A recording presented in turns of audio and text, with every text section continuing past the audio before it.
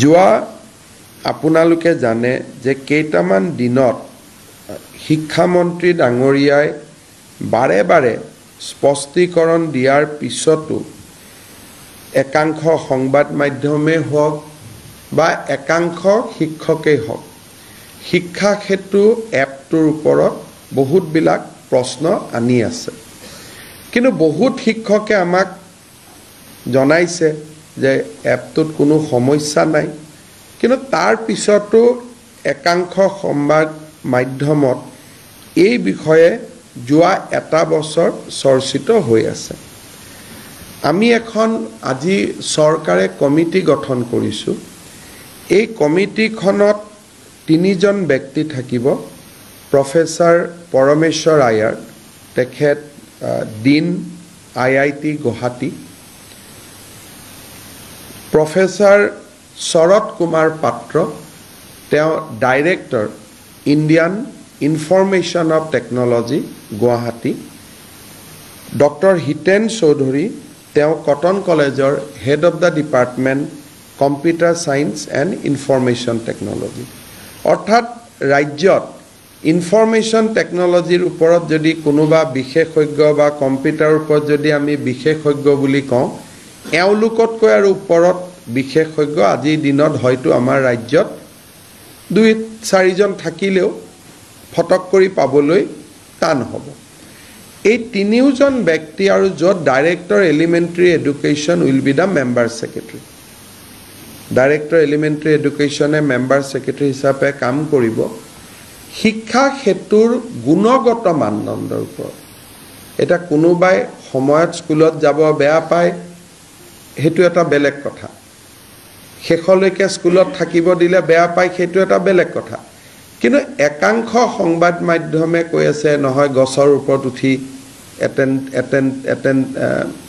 Attendance দিব লাগে এতিয়া যিসকলে এপটো পৰিচালনা কৰিছে তেওঁলোকে মোক জনাইছে যে এইবোৰ একো কৰিব নালাগে ৰেকৰ্ডখিনি লৈ ল'ব 4টা বজাৰ পিছত ঘৰত আহিও বস্তুখিনি আপলোড কৰি দিব পাৰি কোনো গছত বা ঘৰত উঠাৰ কোনো প্ৰয়োজন নাই কিন্তু গোটেই শিক্ষা ব্যৱস্থাটো যোৱা কিছুদিনৰ পৰা এটা এনেকুৱা এটা পৰিৱেশ কৰি দিয়া হৈছে যে মানে একেবাৰে যেন গভৰ্ণমেণ্টে এটা তগলকি নীতি চলাই আছে আমি সকলো এটা কথা বুজিব লাগিব যে অসমৰ আটাইতকৈ দৰিদ্ৰ ছাত্ৰ ছাত্ৰীসকল চৰকাৰী স্কুলত পঢ়ে আটাইতকৈ দুখীয়া ল'ৰা ছোৱালী চৰকাৰী স্কুলত পঢ়ে আৰু তেওঁলোকক যদি আমি ন্যায় দিব নোৱাৰো শিক্ষাই অসমতাৰ সৃষ্টি কৰিব অকল ধনী মানুহৰ ঘৰৰ ল'ৰা ছোৱালী ডাক্তৰ হ'ব ইঞ্জিনিয়াৰ হ'ব আৰু দুখীয়া মানুহৰ ঘৰৰ ল'ৰা ছোৱালী কেতিয়াও ডক্টৰ ইঞ্জিনিয়াৰ হ'ব নোৱাৰিব গান্ধীজীয়ে কৈছিল যে শিক্ষাই সমতাৰ সৃষ্টি কৰে education has a equalizing effect in our society কিন্তু যদি সৰকাৰী শিক্ষকসকল স্কুলত না যায় তে শিক্ষাই ইমান এটা ডাঙৰ অসমতাৰ সৃষ্টি কৰিব যে সেই অসমতা আমি দূৰ কৰিব নোৱাৰো আজি মই এটা উদাহৰণ দিছো প্ৰতিদিন বাতৰি কাকতখনে এই ধৰণৰ কথা লিখে গছৰ ওপৰত উঠে গছৰ তলত উঠে কিন্তু তেওঁৰ বা মোৰ 2টা ল'ৰা ছোৱালীয়ে প্ৰাইভেট স্কুলত পঢ়িছো গতিকে এই দুখীয়া দৰিদ্ৰ চৰকাৰী স্কুলত পঢ়া ল'ৰা ছোৱালীৰ যেটো প্ৰয়োজনীয়তা যে শিক্ষক এজন তেওঁলোকৰ বাবে মৌলিক অধিকাৰ শিক্ষকজন তেওঁলোকৰ মৌলিক অধিকাৰ তেওঁলোক that is their fundamental rights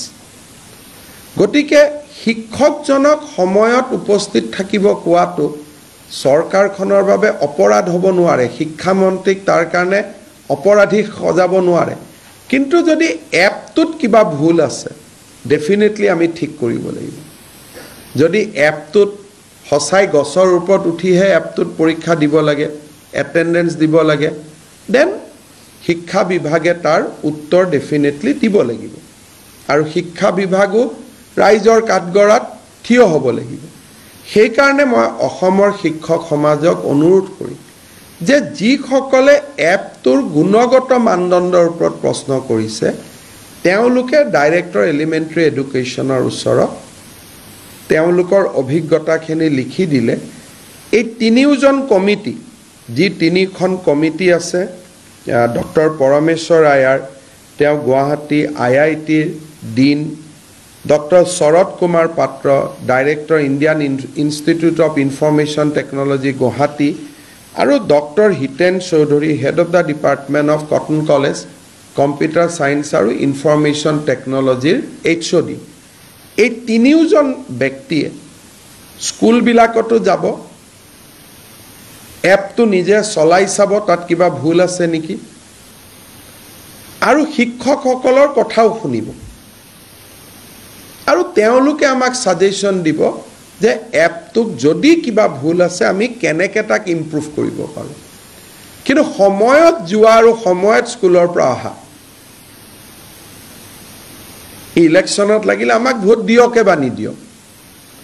সেই বেছিক নীডটোত আমি কম্প্ৰমাইজ কৰিব নোৱাৰোঁ। কাৰণ সি যদি কৰোঁ তেতিয়াহ'লে আমি মুখ্যমন্ত্ৰী আৰু শিক্ষামন্ত্ৰীৰ আসনত বহাৰ আমাৰ কোনো অধিকাৰেই নাথাকিব। কাৰণ আমি ইয়াতে অসমৰ লাখ লাখ চৰকাৰী বিদ্যালয়ত পঢ়া দৰিদ্ৰ শিক্ষাৰ্থীসকলৰ বাবে আমি ৰাজনীতি কৰিছোঁ। গতিকে আমি যদি বেছিক কথাটোত কম্প্ৰমাইজ কৰোঁ তেতিয়াহ'লে আমি ৰাজনীতি কৰিবই নোৱাৰোঁ। কিন্তু যদি এ ছেকশ্যন অফ টিচাৰ্ছ তেওঁলোকৰ যদি সঁচাকৈয়ে কিবা অভিযোগত মেৰিট আছে, তাক শুনাটো আমাৰ দায়িত্ব, তাক শুনা, তাক নিৰাময় কৰা আমাৰ দায়িত্ব। গতিকে মই ৰাজ্যৰ শিক্ষক সমাজক, আমাৰো ভুল থাকিব পাৰে, মই নকওঁ যে আমি একেবাৰে ভুল কৰিব নোৱাৰা মানুহ, আমাৰো ভুল থাকিব পাৰে, কিন্তু এপটোৰ যদি গুণগত মানদণ্ডৰ ওপৰত কিবা ক'বলগীয়া আছে তেওঁলোকে ক'ব পাৰিব। আৰু এই তিনিওজনীয়া কমিটিক মই ৰাজ্যৰ তিনিখন চৰৰ বিদ্যালয়ত গৈ, চৰ চাপৰি বিদ্যালয়ত গৈ, তিনিখন পাহাৰৰ বিদ্যালয়ত গৈ, তিনিখন পাহাৰ, তিনিখন চৰ আৰু তিনিখন আমাৰ একেবাৰে পিছপৰা অঞ্চলৰ স্কুলত গৈ এপখিনি ৰাতিপুৱা সেই সময়টোত নিজে ব্যৱহাৰ কৰি আমাক পৰামৰ্শ দিবলৈ মই আহ্বান জনাইছোঁ। কমিটিখনৰ লগত ময়ো কথা পাতি ল'ম। জুলাই মাহৰ 31 তাৰিখলৈকে যিহেতু গৰম বন্ধ থাকিব, সকলো শিক্ষকক এই কমিটিত মই তেওঁলোকৰ অভিজ্ঞতা কমপ্লেইন দিবৰ বাবে মই অনুৰোধ কৰিম। অহা কালি বা পৰহি পেপাৰত ইমেইল একাউণ্ট আদি কমিটিয়ে দি দিব, আৰু আমি নিৰপেক্ষভাৱে এই কমিটিখনৰ প্ৰতিবেদন অহা 1 ছেপ্টেম্বৰত ৰাইজৰ আগত আমি প্ৰকাশ কৰিম। যে কিবা যদি বেয়াও দেখিছে এপটোত আমাক কি ক'ব, তেওঁলোকে ক'ব যে দুটা আৰু ইয়াত প্ৰভিজন সোমাই লওক, দুটা ভাল ছফ্টৱেৰ আনক, ভাল কৰক, ভাল কৰাততো আমাৰ কোনো আপত্তি নাই। চ' উইল ডু ডেট। মই ভাবোঁ যে এই ব্যৱস্থাৰ পিছত ৰাজ্যৰ শিক্ষা ব্যৱস্থাত যোৱা এটা বছৰ ধৰি যিকোনো কাৰণতে সৃষ্টি হৈ থকা তিক্ততাৰ অৱসান ঘটিব। আৰু শিক্ষামন্ত্ৰী ৰণোজ পেগু ডাঙৰীয়াৰ লগতো মই কথা পাতিছোঁ, তেওঁ কৈছে যে মোৰ কোনো আপত্তি নাই, মুখ্যমন্ত্ৰীয়ে যদি এনেকুৱা কমিটি এটা গঠন কৰি দিয়ে মই আদৰণি জনাম। আৰু এই কমিটিটো শিক্ষা বিভাগৰ পৰিৱৰ্তে মই নিজে পিক কৰিছোঁ যাতে ই সম্পূৰ্ণ নিৰপেক্ষ হ'ব।